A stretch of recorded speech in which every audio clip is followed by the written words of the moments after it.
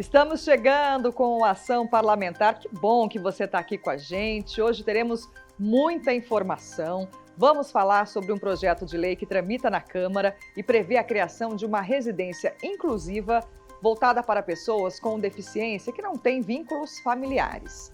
E por falar em deficiência, a acessibilidade em prédios públicos é um dos temas do programa de hoje. Tem ainda uma reportagem que explica a diferença entre os serviços oferecidos pelas unidades básicas de saúde, as UBSs, e as UPAs, unidades de pronto atendimento. E você já sabe, né? O Ação Parlamentar sempre apresenta a história de pessoas que, de alguma maneira, contribuíram com a cidade.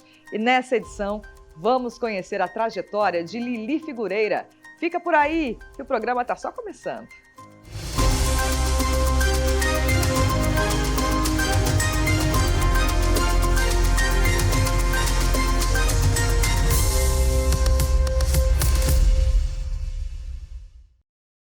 A gente começa o programa de hoje falando de acessibilidade. Uma cidade inclusiva precisa garantir a pessoas com deficiência condições estruturais de acesso, ou seja, as ruas, as calçadas, os veículos do transporte público e os ambientes precisam estar preparados para fazer valer o direito de ir e vir do cidadão.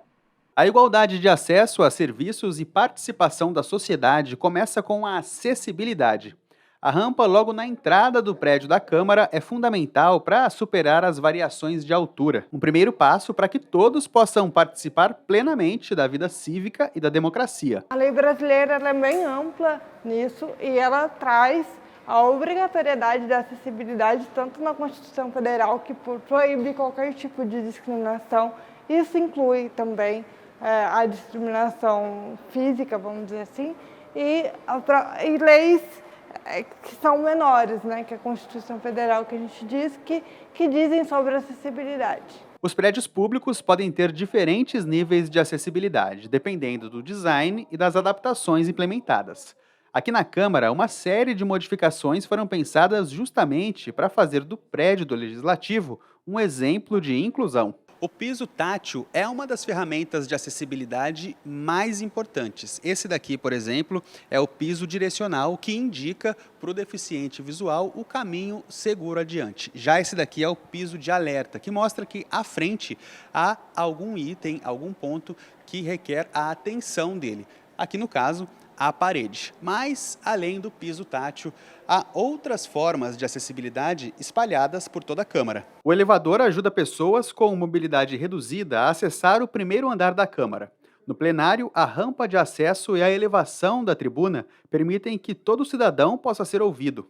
Tem ainda os banheiros adaptados para cadeirantes e as vagas de estacionamento para pessoas com deficiência. A questão do banheiro eu acho que é o grande ponto crítico, porque as pessoas acabam fazendo num ambiente um pouco maior sem pensar na questão da porta, do giro da cadeira, porque pelo menos no meu entendimento, ao meu ver, as pessoas ainda entendem que a pessoa com deficiência sempre vai estar acompanhada de alguém que possa ajudá-la. E não é a realidade. A Lei Federal 10.098, aprovada em 2000, exige a acessibilidade para pessoas com deficiência em todos os estabelecimentos, sejam eles espaços públicos ou empresas privadas. Em 2014, um decreto trouxe as normas técnicas da ABNT como parâmetros de acessibilidade a serem seguidos. Para os vereadores, as pequenas mudanças e atualizações na lei são formas de estar presente no dia a dia de quem luta por acessibilidade. É de suma importância o poder público pensar assim, como prioridade mesmo, né? Você ter esses acessos facilitados para que as pessoas tenham assim, uma condição melhor de ter o seu ir e vir numa condição que seja adequada a ela. Além da inclusão, a acessibilidade no dia a dia contribui para a queda de barreiras sociais. Com ambientes, serviços e informações ao alcance de todos, é possível construir uma sociedade mais igualitária. Eu acho que a acessibilidade ela tem que chegar em todos os lugares, independente de classe social ou zona da cidade.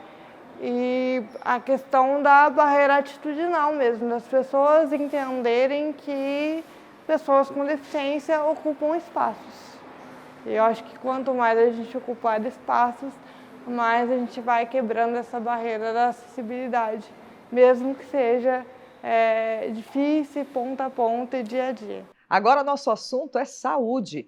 Você sabe, né? A rede pública de saúde tem diferentes equipamentos para atender a população e cada um oferece um tipo de serviço. E hoje nós vamos mostrar a diferença entre UBS, Unidade Básica de Saúde, e UPA, Unidade de Pronto Atendimento. Quando o assunto é saúde pública, você provavelmente já ouviu as siglas UBS e UPA. Mas numa situação de emergência, sabe qual dessas unidades deve procurar? UBS, eu acho que é só durante o dia, e UPA é 24 horas. O UPA seria, no caso, uma unidade de pronto atendimento, quando você tem algum tipo de emergência, alguma coisa. O UBS seria um postinho de saúde que vai atender quando você quer consultar um médico, você vai procurar que você tem um problema com diabetes, com alguma coisa assim que já não é tão urgente, né? Você precisa de um ultrassom, coisas desse tipo assim. Os dois estão certos. Cada um dos locais cumpre uma função diferente na missão de levar saúde pública à população.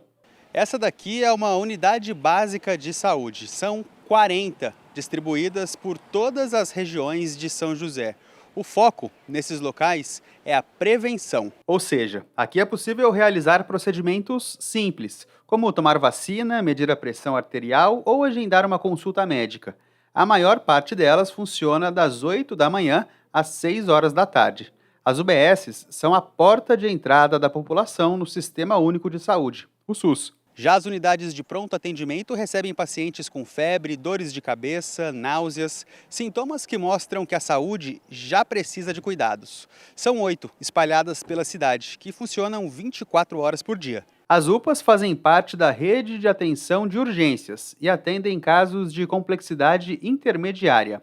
Para garantir a assistência rápida, protocolos como o cadastro e apresentação de documentos, por exemplo, podem ser feitos depois do acolhimento. Por se tratar de uma prioridade na gestão pública, os atendimentos e o funcionamento da saúde são avaliados a cada quadrimestre, em uma prestação de contas própria da pasta. O acompanhamento desse trabalho também é realizado pela Câmara Municipal, que além de fiscalizar, colabora com a modernização e a otimização do serviço, essencial para os cuidados com a população. E a UPA, principalmente uma UPA como a do Campo dos Alemães, a do Putim, Hospital de Clínica Sul, elas têm uma estrutura boa, até para uma internação, no caso até do Clínica Sul, com UTI, com uma enfermaria grande. Então, você consegue desafogar um pouco o hospital, não mandar todo paciente ser encaminhado para o hospital municipal, que já tem uma demanda muito grande.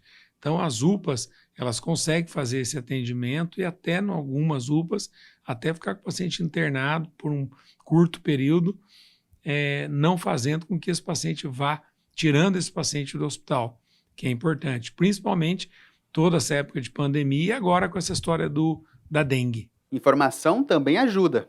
Para os vereadores, conhecer a diferença entre os serviços de saúde disponíveis na cidade pode facilitar o acesso adequado e a utilização eficiente da população. A UBS é um local onde são feitos os atendimentos agendados, eletivos, as consultas com horário marcado, né? E a UPA é onde tem as consultas de urgência. A vantagem de telas integradas é que o paciente pode chegar numa UPA e precisar de uma consulta com um cardiologista, com um neuro ou um ginecologista e já ter esse sistema integrado na UPA e encaminhar para a UBS, que faz parte do complexo de saúde ali daquele bairro. Por exemplo, no Novo Horizonte, né? A UPA e a UBS são muito próximas, então tem essa integração e essa facilidade de encaminhar o paciente. Hora de fazer um rápido intervalo e no próximo bloco tem informação sobre um projeto de lei que tramita aqui na Câmara e prevê a criação de uma casa para acolher pessoas com deficiência que não têm vínculos familiares. Já já a gente volta com os detalhes.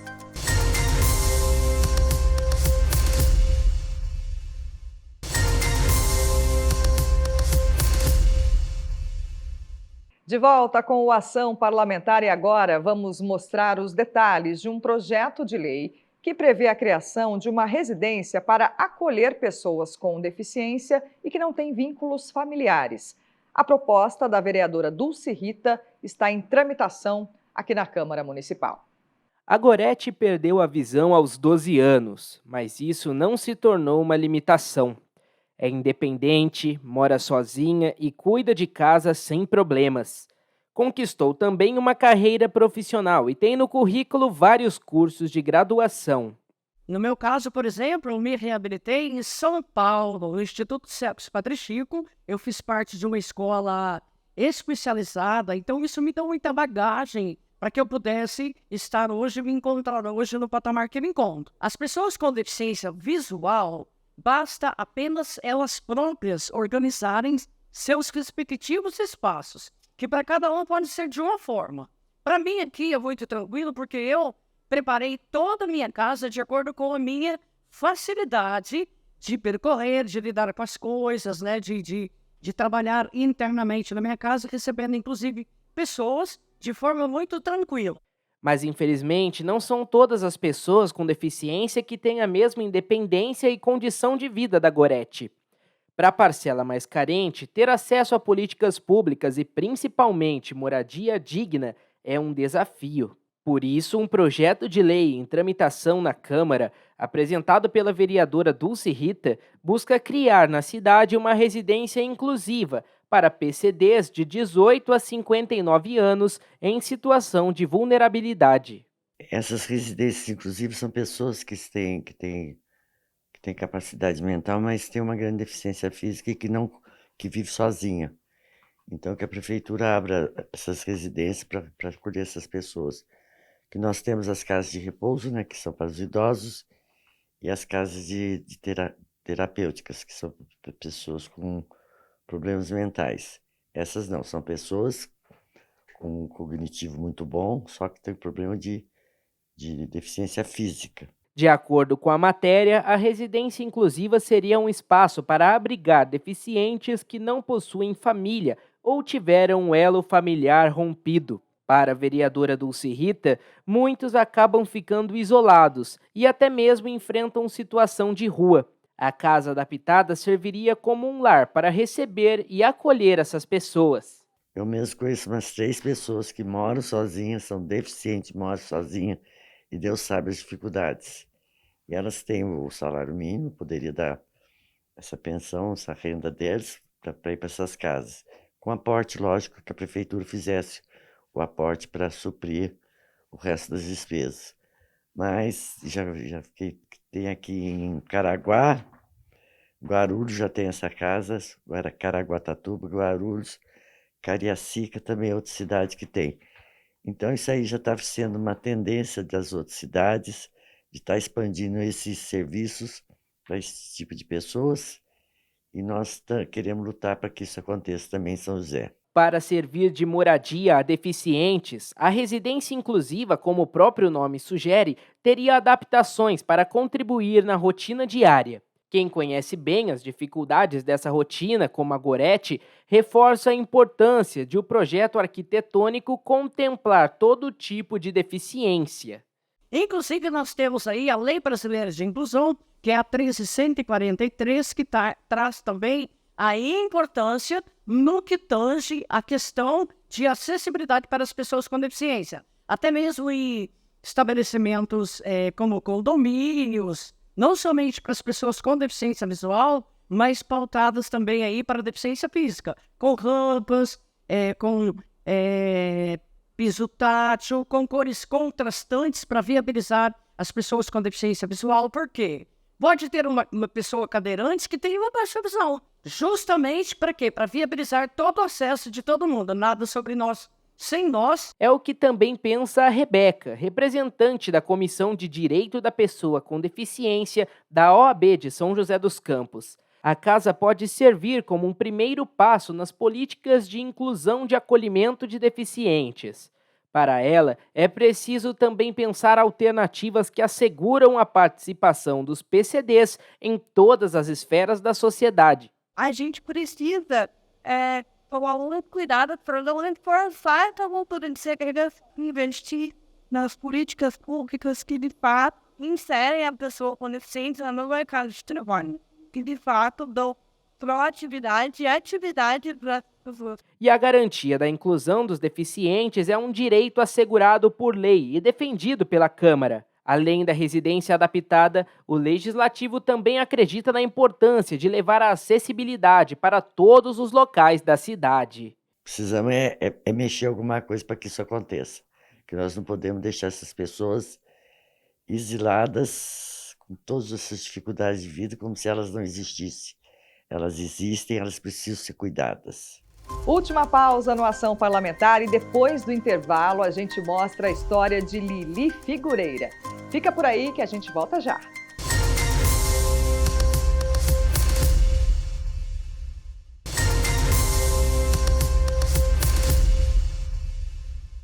Voltamos com o Ação Parlamentar. Ela deu vida a cenas do cotidiano com peças feitas de argila e se tornou uma referência regional da arte popular. Maria Benedita dos Santos, conhecida como Lili Figureira, foi artesã, professora, palestrante, recebeu vários prêmios e foi homenageada com uma casa de cultura em São José dos Campos.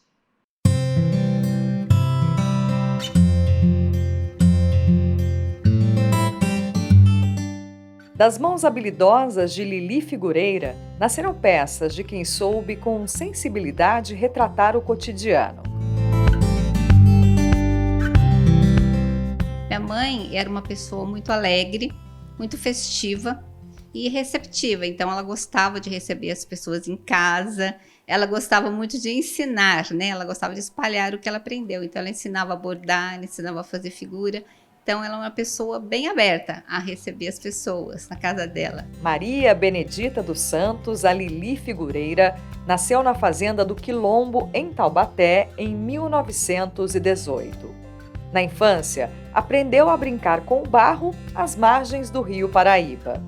Aos 6 anos de idade, fez a primeira peça, uma galinha. Ela aprendeu, né, com a avó dela. A avó dela fazia peças de utilitários, fazia panela, coisas para o uso. E quando a minha mãe ia passar férias na casa dela, ela brincava com argila. Então, na verdade, a primeira peça que ela fez foi uma galinha. Tudo surgiu, começou com a galinha e foi a avó dela que ensinou. A avó dela chamava Porcina Andrade. Era o início de uma trajetória ligada à arte popular. Lili se casou, veio para São José dos Campos, teve 6 filhos, mas nunca se afastou das origens. E as memórias afetivas estavam intimamente ligadas às figuras feitas com barro. Em 1987, surgiu o primeiro convite para criar uma exposição.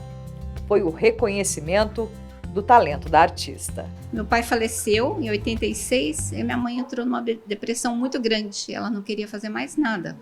E foi convidada para fazer, né, uma exposição de um restaurante que ia inaugurar. Ia retratar São José Antiga. E meu irmão falou, nossa, a gente poderia fazer isso. E minha mãe relutou muito de fazer, mas a gente conseguiu que ela participasse, fizesse as figuras, a família toda se uniu e representamos São José Antiga. Aí foi a primeira exposição que ela fez, em 1987. E a partir disso, ela saiu da depressão, ela disse que o que salvou ela foi a arte, né? E depois ela não parou mais. A partir da exposição, Lili começou a espalhar a identidade regional pela cidade. Fez isso com a maestria de quem transformava a argila em retratos da vida no interior. Lili observava o que acontecia ao redor e pronto. Surgiam animais moldados, cheios de detalhes, casas, santos e cenas do dia a dia. O dom de Lili rendeu a ela o título de Mestre da Cultura Viva, concedido pela Fundação Cultural Cassiano Ricardo, Mestre da Cultura Popular, honraria do Ministério da Cultura, entre outras homenagens. A Casa de Cultura Lili Figureira, no Jardim Santo Onofre, em São José, faz jus ao nome e ajuda a difundir a arte. O espaço, que recebeu o nome da artesã, é fruto de um projeto de lei aprovado pela Câmara em reconhecimento ao trabalho da artista. um ponto de encontro dos amantes do folclore e da cultura popular. Dona Lili é uma mulher maravilhosa, né? Sua postura, né, humana, de muito acolhimento, de muita... promover mesmo o encantamento. Só de você ouvi-la, você se encanta pela vida, né? E a sua expressão cultural, né, a sua arte figureira, tem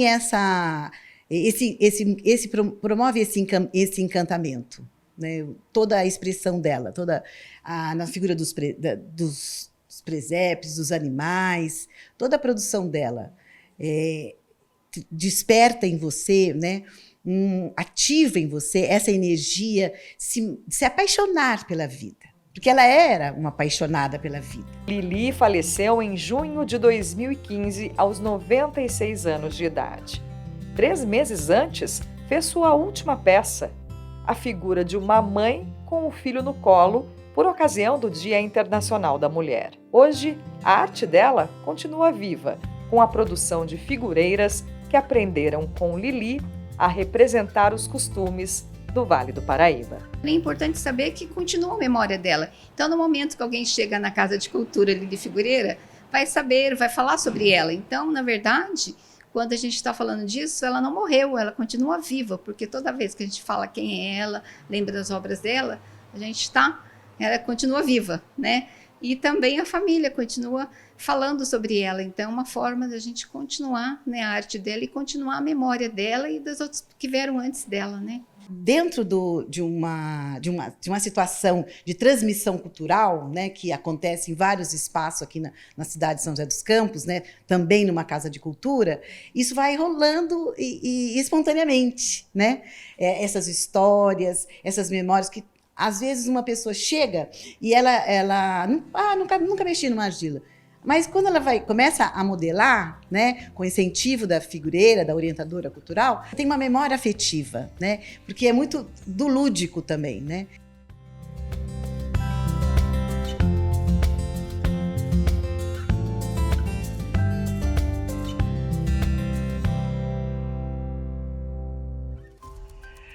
Pois é, gente, com essa história linda a gente encerra o Ação Parlamentar de hoje. Muito obrigada pela companhia e não se esqueça que você também pode acompanhar a programação completa pelo nosso canal do YouTube, TV Câmara SJC.